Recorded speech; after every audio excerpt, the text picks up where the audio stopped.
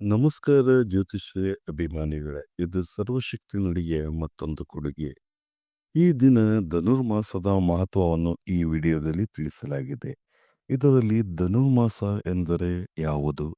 ಧನುರ್ಮಾಸದಲ್ಲಿ ವಿವಾಹ, ಗೃಹಪ್ರವೇಶ ಇತ್ಯಾದಿ ಶುಭ ಕಾರ್ಯಗಳನ್ನು ಮಾಡಬಹುದೇ ಬೇಡವೇ? ಧನುರ್ಮಾಸದಲ್ಲಿ ವ್ರತ ಮಾಡಿದರೆ ವಿವಾಹ ಯೋಗ ಬರುವುದೇ? ಗೋದಾ ದೇವಿ ಯಾರು? ಆಕೆ ಮಾಡಿದ ವ್ರತ ಯಾರು? ಯಾವ ದೇವರನ್ನು ಪತಿಯಾಗಿ ಪಡೆದಳು? ಈ ಧನುರ್ಮಾಸದಲ್ಲಿ ದೇವರಿಗೆ ರಾತ್ರಿ ಯಾಕೆ ಪೂಜೆ ಮಾಡುವುದಿಲ್ಲ? ರಾತ್ರಿ ಪೂಜೆ ಮಾಡಿದರೆ ಯಾರಿಗೆ ಸೇರುವುದು?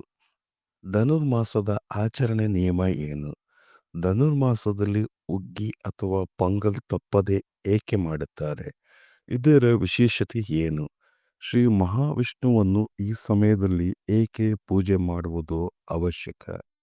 ಶ್ರೀಕೃಷ್ಣನು ಗೀತೆಯಲ್ಲಿ ಧನುರ್ಮಾಸದ ಬಗ್ಗೆ ಏನನ್ನು ಹೇಳಿದ್ದಾರೆ? ಪಾಂಡವರಿಗೂ ಧನುರ್ಮಾಸಕ್ಕೂ ಏನು ಸಂಬಂಧ? ಶ್ರೀ ವೈಷ್ಣವರಿಗೆ ಧನುರ್ಮಾಸ ಎಷ್ಟು ವಿಶೇಷತೆಗಳಿಂದ ಕೂಡಿರುತ್ತದೆ ಎಂಬುದನ್ನು ಈ ವಿಡಿಯೋದಲ್ಲಿ ಇನ್ನೂ ತಿಳಿಸಲಾಗಿದೆ. ಇನ್ನು ನೀವು ನಮ್ಮ ಚಾನಲ್ಗೆ ಸಬ್ಸ್ಕ್ರೈಬ್ ಆಗದಿದ್ದರೆ ಈಗಲೇ ಸಬ್ಸ್ಕ್ರೈಬ್ ಮಾಡುವುದು.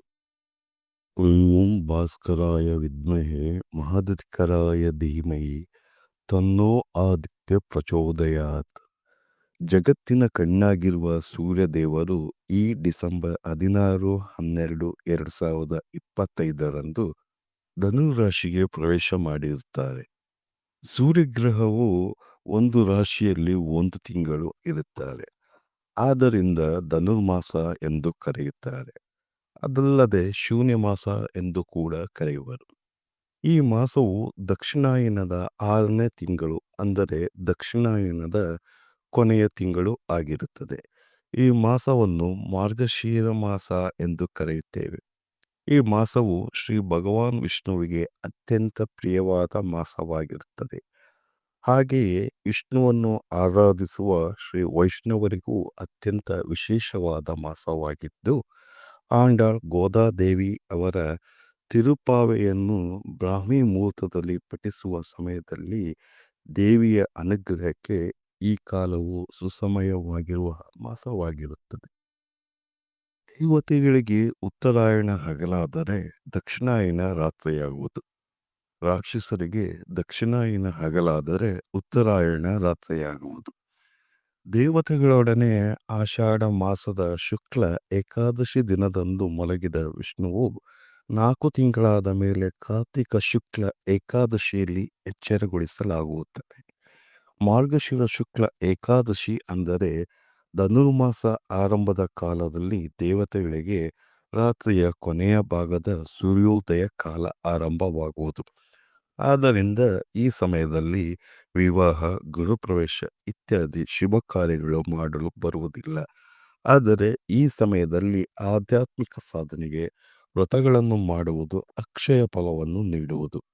ಧನುರ್ಮಾಸದ ವ್ರತವನ್ನು ಮಾಡಿದರೆ ಶೀಘ್ರವಾಗಿ ವಿವಾಹ ಕಂಕಣ ಭಾಗ್ಯ ಲಭ್ಯವಾಗುವುದು. ಧನುರ್ಮಾಸವನ್ನು ಹೇಗೆ ಆಚರಣೆ ಮಾಡುವುದು ಎಂಬುದನ್ನು ಈಗ ತಿಳಿಯೋಣ. ಶ್ರೀಕೃಷ್ಣನು ಗೀತೆಯಲ್ಲಿ ಅರ್ಜುನನಿಗೆ, ನಾನು ಮಾರ್ಗಶಿರ ಮಾಸದಲ್ಲಿ ಅತ್ಯಂತ ಪ್ರಕಾಶಮಾನವಾಗಿರುವೆ. ಈ ಸಮಯದಲ್ಲಿ ತಪಸ್ಸು, ಪೂಜೆ, ದಾನ, ವ್ರತಗಳಿಗಾಗಿ ಮೀಸಲು ಇಡುವುದು. ಇವುಗಳು ಮಾನವನಿಗೆ ಅಕ್ಷಯವಾದ ಯೋಗವನ್ನು ನೀಡುವುದು ಎಂದು ಹೇಳಿರುತ್ತಾರೆ. ಬ್ರಾಹ್ಮಿ ಮುಹೂರ್ತದಲ್ಲಿ ಎದ್ದು, ಅಂದರೆ ಸೂರ್ಯೋದಯದ ಮುಂಚೆ ಎದ್ದು ಸ್ನಾನ ಮಾಡಿ ಶ್ರೀ ಭಗವಾನ್ ವಿಷ್ಣುವಿನ ದೇವಾಲಯಕ್ಕೆ ಹೋಗುವುದು.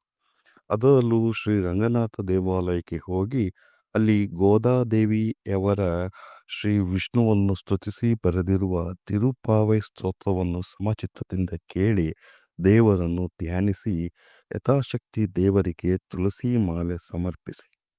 ಇಲ್ಲಿ ನೆನಪಿನಲ್ಲಿಡಬೇಕಾದ ವಿಷಯ ಏನೆಂದರೆ, ಶ್ರೀ ಗೋದಾದೇವಿಯು ಸಾಕ್ಷಾತ್ ಶ್ರೀ ವಿಷ್ಣುವನ್ನು ಹೊರತುಪಡಿಸಿ ಮತ್ಯಾರನ್ನು ವಿವಾಹವಾಗುವುದಿಲ್ಲ ಎಂದು ಹೇಳಿ ಈ ಧನುರ್ಮಾಸದಲ್ಲಿ 30 ದಿನಗಳು ಹಗಲು ರಾತ್ರಿ ಶ್ರೀ ವಿಷ್ಣುವಿನ ಧ್ಯಾನ ಮಾಡಿ ವ್ರತವನ್ನು ಆಚರಿಸಿ ಇವರು ತಮ್ಮ ಭಕ್ತಿಯ ಮೂಲಕ ಶ್ರೀ ಭಗವಾನ್ ವಿಷ್ಣುವರನ್ನು ಮದುವೆಯಾದರು. ಇವರು ತಮ್ಮ ಮನಸ್ಸಿನಲ್ಲಿ ಇದ್ದ ಭಾವನೆಗಳನ್ನು ಭಕ್ತಿಯನ್ನು ವಿಷ್ಣು ಭಗವಾನರಿಗೆ ಭಕ್ತಿಯ ಮೂಲಕ ಭಾವನೆಯನ್ನು ಪದ್ಯದ ರೂಪದಲ್ಲಿ ರಚಿಸಿದ್ದಾರೆ. ಇದನ್ನು ಪಾಶುರ ಎಂದು ಕರೆಯುತ್ತಾರೆ. ನಿಮ್ಮ ಕೋರಿಕೆಯನ್ನು ದೇವರಿಗೆ ಮನವಿ ಮಾಡಿ ಪೊಂಗಲ್ ಪ್ರಸಾದವನ್ನು ಸೇವಿಸಿ. ಈ ಧನುರ್ಮಾಸ ಆಚರಣೆ 30 ದಿನ ಮಾಡಲಾಗದಿದ್ದರೆ ಕನಿಷ್ಠ 15 ದಿವಸಗಳು ಇಲ್ಲವೇ 8 ದಿನಗಳು ಅಥವಾ 1 ದಿನವನ್ನಾದರೂ ಮಾಡಿದರೂ ಅವಿವಾಹಿತರಿಗೆ ವಿವಾಹ ಯೋಗ ಕಂಕಣ ಬಲ ಕೂಡಿ ಬರುವುದು.